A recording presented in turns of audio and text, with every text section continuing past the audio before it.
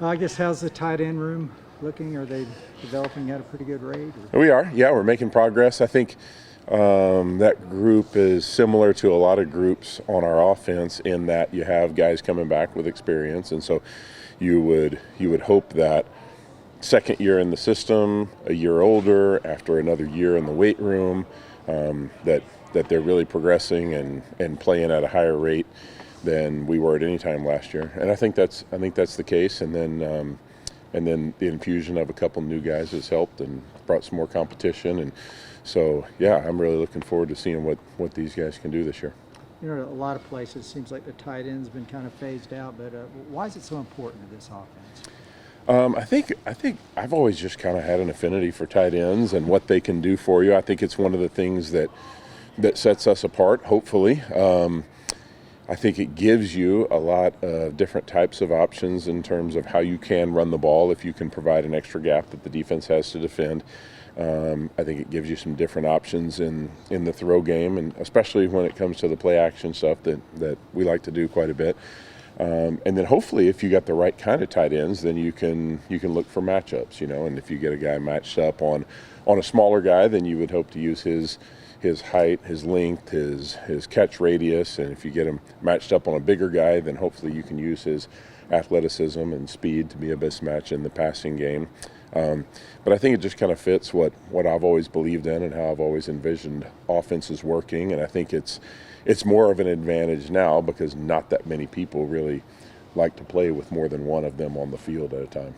What's the next step for your older, more experienced guys?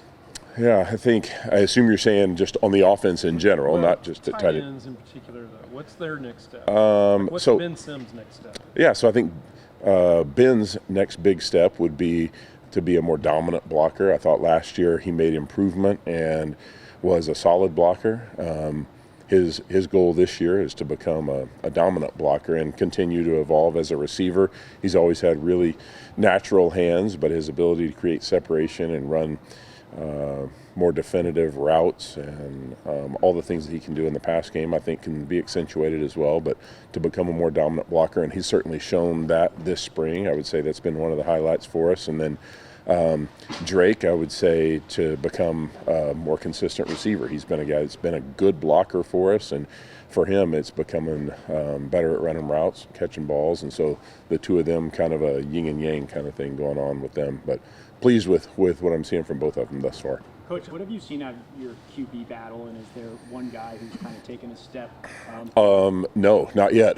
And you could say fortunately or unfortunately, when you have two or three good guys competing, on one hand, you want them all to do well, and you want them to continue progressing and showing that they should be the guy.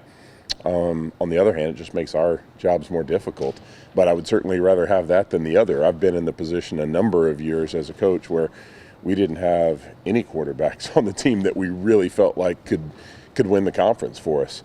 And I really feel like those guys are, both Gary and Blake are doing a great job. And I got to say, Kyron Drones has really, really improved too. He's been one of the highlights of the spring for me, his improvement and maturity. Do you have to manage anything differently because of the transfer portal?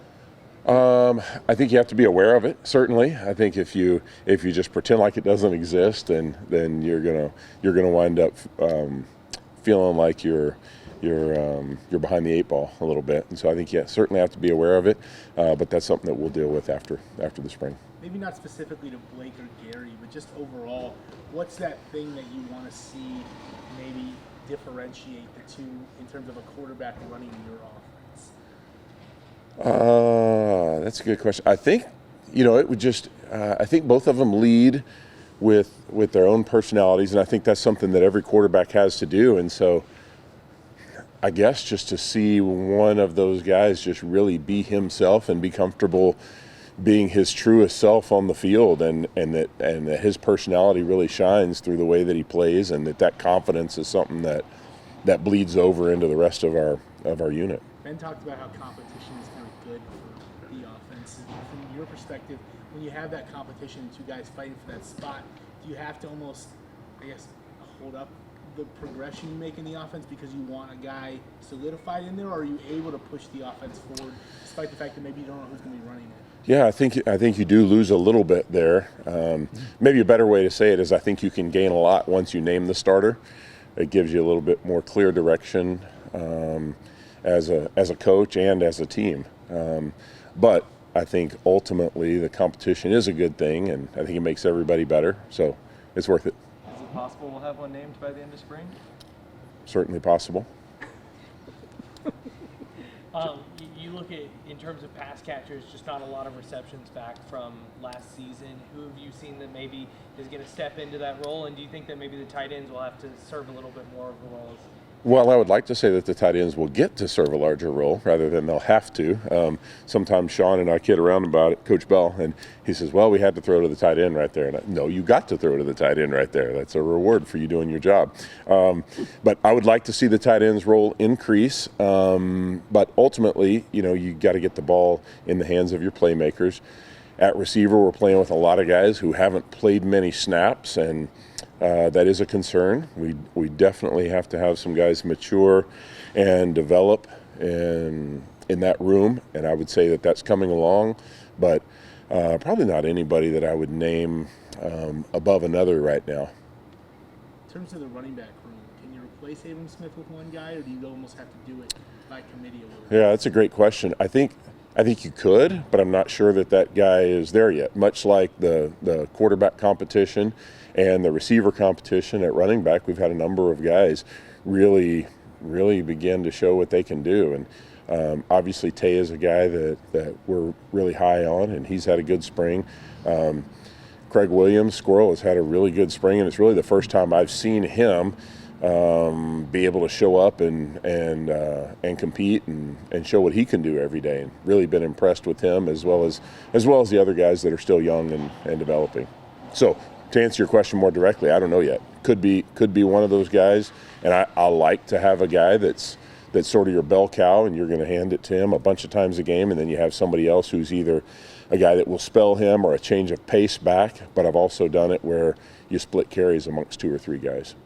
With Dave's philosophy of kind of leading from up front, how big is that to have an experienced offensive line back like you do, all those guys coming back? Yeah, having an experienced and quality offensive line. I've had an experienced offensive line back that wasn't very good before. Sometimes that's not as good as it seems, but having experienced back and having a group back that now is coming in with confidence, I think allows us to do anything that we want to do.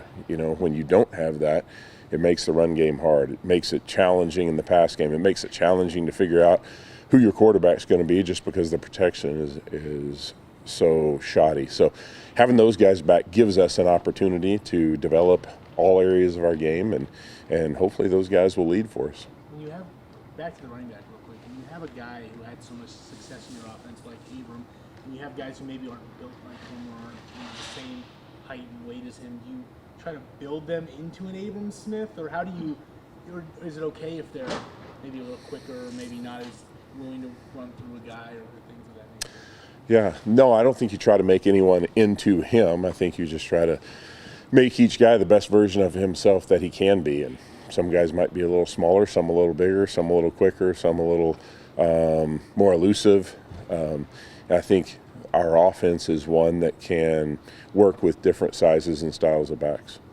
Coach, you talked last year so much about making simple sophisticated. Do you feel like now that you're in your second year you can be a little less simple, or is that still keep it simple and go for it? Well, I really think that's a big part of our success, and I think that our ability to say this is who we are and understand our identity, and it's kind of like when you, as a person, when you really know who you are, it gives you confidence to do whatever it is that you choose to do in life. And I think the same is true of an offensive unit. If we understand who we are, then it gives us strength going into games, and we know what we're going to rely on. We know where we're going to lean. I think what it does is it gives us a little bit more versatility in that we might do those things a few more ways rather than adding a bunch of different plays. So you'll see some things that'll be a little bit different, but if we're adding things, it's because we've chosen to do that instead of something else.